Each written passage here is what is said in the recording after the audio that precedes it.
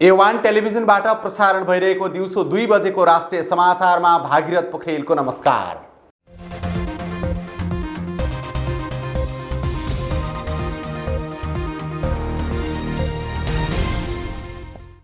राष्ट्रिय समाचार सुरु गरौं मुख्य खबरहरूबाट। प्रधानमन्त्री शेरबहादुर देउबा संयुक्त अधिराज्यको राजधानी लन्डन पुग्नु भएको प्रधानमन्त्री कार्यालयद्वारा जानकारी।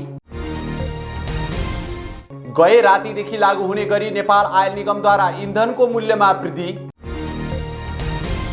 नेपाल प्रवेश रोक्न सीमा नाकामा थप कडाई गर्ने सरकारको निर्णय। संसदीय टोलीद्वारा बेनी जोमसुम कोरला सडक खण्डको अनुगमन। केराउ, मरिच र सुपारी आयातमा लाग्दै आएको प्रतिबन्ध हट्यो। आइतबारदेखि कालोपट्टी बाँधेर नेपाल बार धर्नामा बस्ने निर्णय। र ललितपुर महानगरमा 74 वर्षमाथिका नागरिकलाई निमोनिया विरुद्धको खोप लगाइँदै।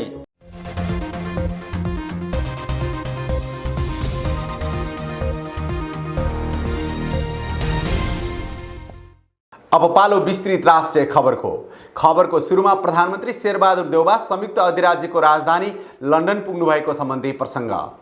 प्रधानमन्त्री शेरबहादुर देउबा संयुक्त अधिराज्यको राजधानी लन्डन पुग्नु भएको छ। प्रधानमन्त्री संयुक्त अधिराज्यको स्कटल्यान्ड स्थित ग्लासगो शहरमा हुने जलवायु परिवर्तन सम्बन्धी कोप 26 सम्मेलनमा सहभागी हुनका लागि गैराती लन्डन पुग्नु भएको हो। नेपालका तर्फबाट सम्मेलनमा सहभागी हुने उच्चस्तरीय मन्त्रीमण्डलको नेतृत्व गर्दै उहाँ हिजो बिहान काठमाडौँबाट कतार एयरवेजको विमानद्वारा दोहा हुँदै लन्डनको हिथ्रो अन्तर्राष्ट्रिय विमानस्थलमा पुग्नु भएको हो। विमानस्थलमा उहाँलाई नेपालका लागि सर्वदलीय संसदीय समूहका अध्यक्ष सांसद वीरेन्द्र शर्मा, बेलायतका लागि नेपालका कार्यवाहक राजदूत रोशन खनाल लगायतले स्वागत गर्नुभएको थियो।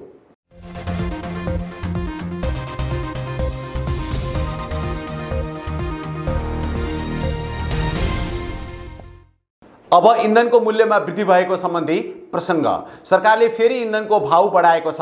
गैरातीदेखि लागू हुने गरी नेपाल आयल निगमले खाना पकाउने ग्यास सहित पेट्रोल, डिजेल, मट्टीतेल र हवाई इन्धनको भाउ बढाएको हो। अन्तर्राष्ट्रिय बजारमा पेट्रोलियम पदार्थको भाउ निरन्तर बढिरहेकाले घाटा कम गर्न भन्दै निगमले स्वचालित मूल्य कार्यान्वयन कार्यविधि 2071 ले तोके अनुसार पेट्रोलको मूल्य 133 रुपैयाँ कायम गरेको छ। त्यसैगरी डिजेल, मट्टीतेलको मूल्य प्रति लिटर 3 रुपैयाँले बढेर 116 रुपैयाँ पुगेको छ।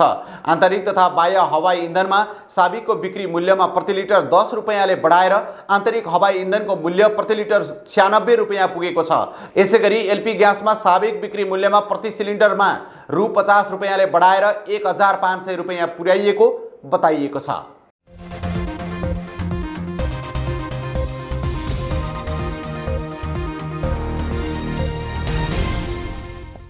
अब सीमा नाकामा थप कडाई गरिने सम्बन्धी प्रसङ्ग। देशको समग्र सुरक्षा व्यवस्थाबारे केन्द्रीय सुरक्षा समिति बैठकमा छलफल भएको छ। गृह मन्त्रालयमा बसेको सुरक्षा सम्बन्धी बैठकले अवैधानिक रूपमा नेपाल प्रवेश रोक्न सीमा नाकामा थप कडाई गर्ने निर्णय गरेको हो।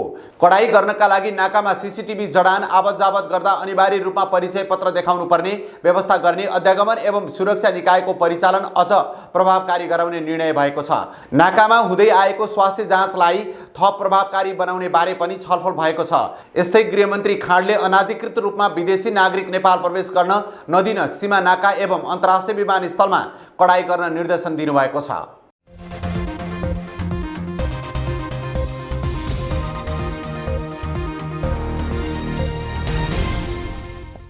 अब संसदीय टोलीद्वारा बेनी जोमसुम कोरला सडक अनुगमन सम्बन्धी प्रसङ्ग। राष्ट्रिय सभा अन्तर्गतको राष्ट्रिय सरोकार तथा समन्वय समितिको टोलीले उत्तर दक्षिण जोड्ने कालीगण्डकी करिडोर अन्तर्गत बेनी जोमसुम कोरला सडकको अनुगमन गरेको छ। उपसमितिका सभापति अनिता देवकोटा, सदस्य नारायण काजी श्रेष्ठ र इन्दिरा देवी गौतम सहितको सचिवालयका 2 कर्मचारीको टोलीले म्याग्दीको उत्तरी क्षेत्र हुँदै चीनको सीमामा रहेको कोरला नाका जोड्ने 186 किलोमिटर दूरीको सडक निर्माण अवस्थाको बारेमा जानकारी लिएको हो। संसदीय टोलीले स्थलगत निरीक्षणका साथै आयोजनाका अधिकारी, जनप्रतिनिधि, स्थानीयवासीसँग छलफल र निर्माण व्यवसायी तथा प्राविधिकलाई निर्देशन दिएको पनि बुझिएको छ।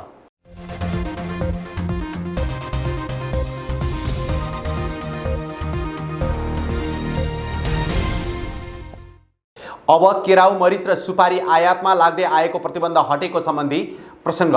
नेपाल राष्ट्र बैंकले मरिच, केराउ र सुपारी आयातमा लाग्दै आएको प्रतिबन्ध हटाएको छ। केन्द्रीय बैंकले एक सूचना मार्फत ती वस्तु आयातमा लाग्दै आएको प्रतिबन्ध हटेको जनाएको छ।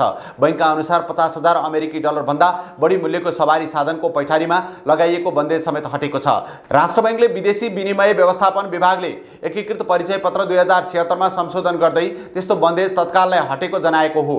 केन्द्रीय बैंकले केराउको पैठारीमा लगाइएको पूर्ण बन्देजलाई हटाई चालु आर्थिक वर्षका लागि कुल 80,000 मेट्रिक टन परिणाम ननाग्ने गरी व्यवस्था गरिएको बुझिएको छ।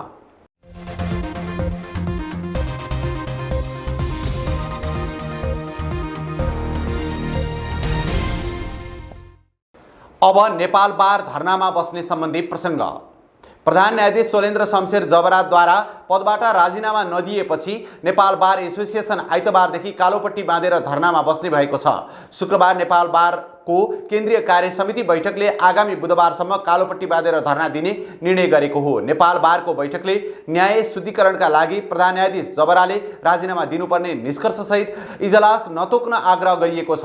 बारको बैठकले आन्दोलनको रणनीति भने आइतबार बनाउने भएको पनि बुझिएको छ। यस्तै देशभरका 90 वटा इकाइसँग भर्चुअल अन्तर्क्रिया मार्फत धरनाका कार्यक्रमहरूलाई व्यापक बनाइने बुझिएको छ।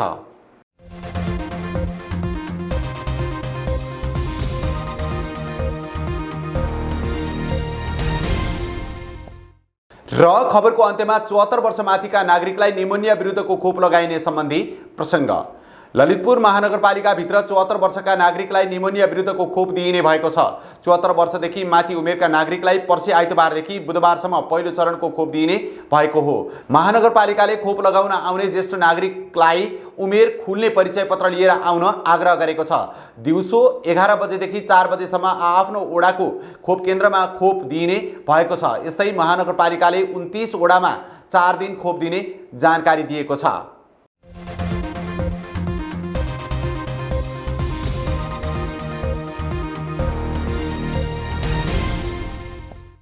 राष्ट्रिय समाचारको अन्त्यमा जाँदै जाँदै मुख्य खबरहरू फेरि एकपटक। प्रधानमन्त्री शेरबहादुर देउबा संयुक्त अधिराज्यको राजधानी लन्डन पुग्नु भएको प्रधानमन्त्री कार्यालयद्वारा जानकारी। गए रातिदेखि लागू हुने गरी नेपाल आयल निगमद्वारा इन्धनको मूल्यमा वृद्धि। नेपाल प्रवेश रोक्न सीमा नाकामा थप कडाई गर्ने सरकारको निर्णय। संसदीय टोलीद्वारा बेनी जोमसुम कोरोला सडक खण्डको अनुगमन। केराउ, मरिच र सुपारी आयातमा लाग्दै आएको प्रतिबन्ध हट्यो।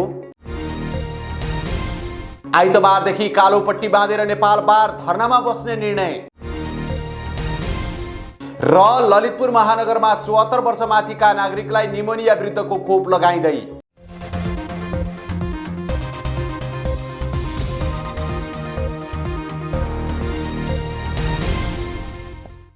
अवस्था अहिलेलाई राष्ट्रिय समाचार यति नै। फेरि पनि बाँकी समाचारहरू लिएर उपस्थित हुने नै छौँ। तबसम्मका लागि बिदा दिनुहोस्। नमस्ते।